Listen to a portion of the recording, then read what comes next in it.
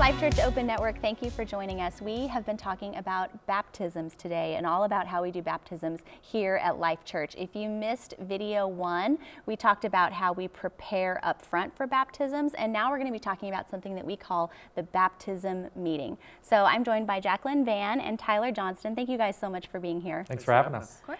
They are both central ministry leaders in our operations team. And so you've been on the team since 2010. You've been on the team for almost 5 years now. Tons of experience in setting up and breaking down and leading people through baptisms. Thank you so much for being here and sharing with us. So the baptism meeting, what is that? When does it happen? What is the purpose? Yeah, so that's a great question. Our baptism meetings usually occur the day of baptism. And really the whole point of our baptism meeting is to help just set expectations for the people that are getting baptized. So they feel comfortable, their nerves are settled, and they know what's going to happen before, during, and after their baptism. And really our whole goal throughout that baptism meeting is that we're setting the tone for the entire event. And we really want people to feel celebrated. And so throughout that meeting, we're setting the tone, we're helping people feel comfortable, and just getting them ready to get baptized. Yeah.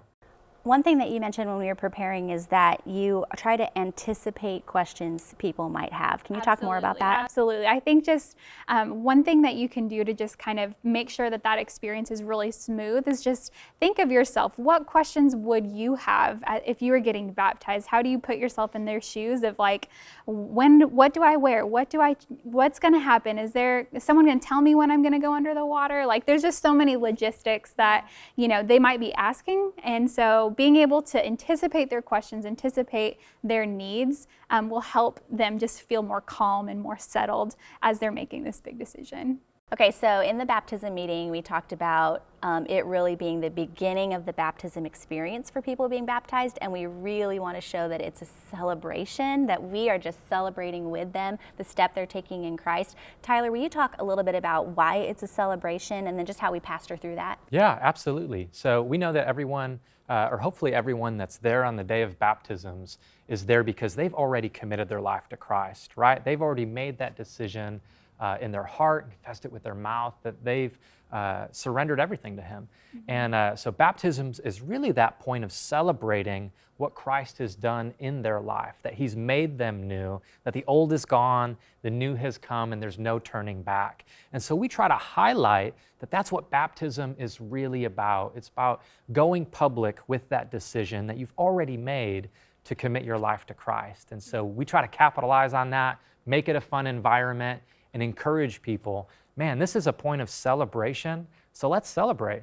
Yeah, so in our last video when we talked about preparation, we kind of covered some of that communication that's happening. So it might be email communication or video communication that's walking people through exactly the purpose of baptism, what they're agreeing to, all of that. In your church, it could look like a class. It could look like coaching from a staff member or, like you said, a volunteer leader. But we just want to really make sure that there's a balance, that everyone understands just the gravity of what baptism is, but then how wonderful it is going to be too, and what a celebration it is. So talking about celebration, what are some practical things we can do at a campus to really ramp up the celebration? Yeah, it's all about just the atmosphere of the event. And so there are things that we do, like having music in the meeting space, just so it's high energy. The mindset that we have with our staff and our volunteer leaders to just carry that enthusiasm. Maybe it's high fives, maybe it's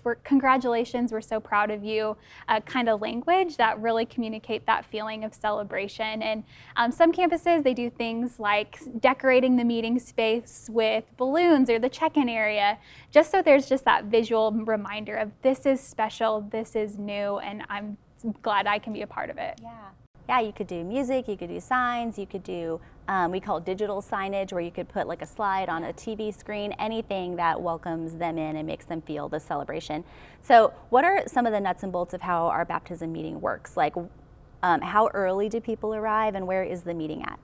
Yeah, usually people arrive about 30 minutes before a service. Yeah, before a service starts, just to give time for them to change, to check in, to get settled, and then to hold the meeting. So it's pretty fast. And so Basically, the meeting space can be really anywhere in a church that you can set up a meeting. Ours are usually in an office space. You can set up the area to be more intentional with maybe like some pipe and drapes if you don't have like a meeting room, just to be able to set some space, throw some chairs down.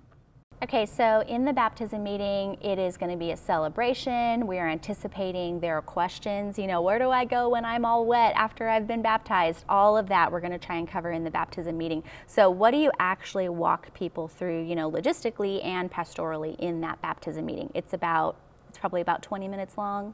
Yeah, and what we found is when it comes to the content of the baptism meeting, a real great split is to sort of split it up in the pastoral, spiritual sense of things, and then just the practical logistics.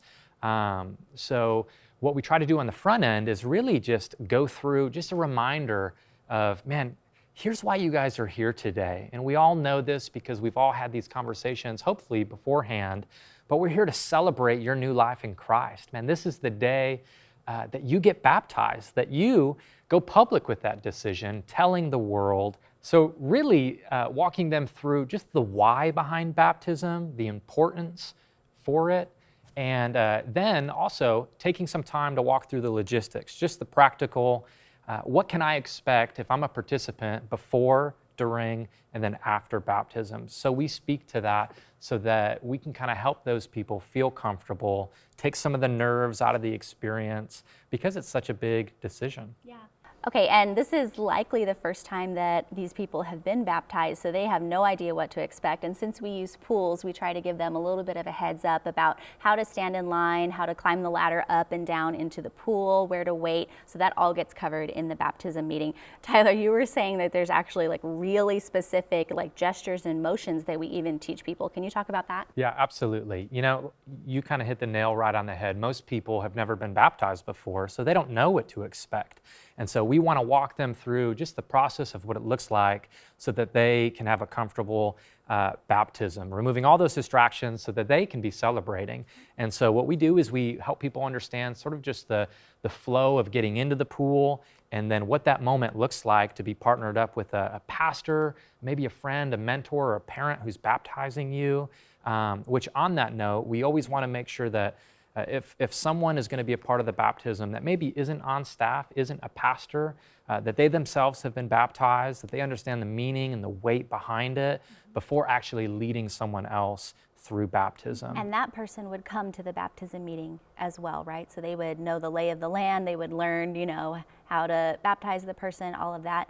Yeah, that's actually a really good thing. You may do it differently in your church, but here, parents or mentors, maybe spiritual leaders, someone might say, man, that person was my spiritual father. Like, we allow that person to participate in the baptism meeting and then also actually baptize that loved one or that family member. It's a really nice added memory for people, to commemorate it. Yeah. Okay, so back to the actual the hand nuts gestures. and bolts. Yeah, what do they have to do? So on that note, we sometimes have friends, family members, spiritual influences in someone's life that is actually carrying out the baptism. So this is also a great point of why it's important to cover the actual baptism in the meeting. And so what we do is we help people understand, man, to lower underneath the water completely is really important, because we believe in baptism by immersion, and to pull them out of the water, to do that in a way that's not, to do that in a way that it's done well, we simply lead people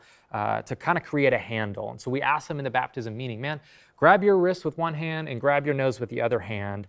And that's how the pastor or your family member or friend is going to be lowering you under the water and then lifting you back out of the water. It really helps with propriety too, because if your pastor is a male and you're baptizing someone who's female, you just want to make sure everything's on the up and up. And when you create kind of that fulcrum here, the pastor could maybe put their hand in the back and then also here, and it really helps you to lift them out, not be clumsy about it. Right. Walking through those nuts and bolts really helps us to have just a great experience for that individual. So I know you had a tip about bending the knees too. What is that? Yeah. So we ask everyone that's about to get baptized, when you come up into the pool, you're going to plant your feet and you're going to plant them right where you're standing, and you're going to create that handle that we talked about. And then when that pastor or team member, volunteer leader, or friend and family member is lowering you under the water, you really want to remember to bend your knees. And the easiest way that we encourage people to do that is just pretend like you're sitting in a chair. And what that allows us to do is really just have that person be lowered under the water and brought back out of the water. And at that point, it's time to celebrate because you've just been baptized. Yeah. So I know in the baptism meeting you go over, you try to walk people through maybe the frame of mind that they could be in. I know you lead them in prayer. Like, what is that moment like when they come back up out of the water? Like, how do you talk about that moment? I think that we just encourage people to make it their own. Yeah. Sometimes like really strong emotions come on at that time. So if you want to cry, like just let it out. We encourage people to just feel that moment, make it their own. Sometimes leads to hugs and high fives, but it's usually just a really energetic and celebration moment for that person. But we just encourage them to just really seize the moment and just be really present. Yeah. So the baptism meeting is full of logistical stuff, you know, where's a towel? When do I get in line? Like, where will my family be sitting? Like, all of that is happening, but you want to be sure to end, I'm sure, on the spiritual side of things. Can you just talk about how I would close up this baptism meeting and put people in the right frame of mind to walk out and be baptized? Yeah, that's a great point. So how we would go about doing that at some of our locations that we found works best is to simply pray. Yeah. And really pray the meeting out and thank God for first and foremost who He is and what He's done for us. And then also the opportunity to go public with the gospel, with the fact that He's come into our heart, made us new. And we realize that that's a great way to sort of close out the baptism meeting, is pointing back to really why we even got involved in the first place. Yep, I love it. Well, thank you guys for sharing about baptism meeting. So the baptism meeting is just the way that we do it here at Life.Church, and we hope that something that we've shared will be useful for you to use in your church. If you stick around with us, we are next going to talk about the main event, actually having the baptism.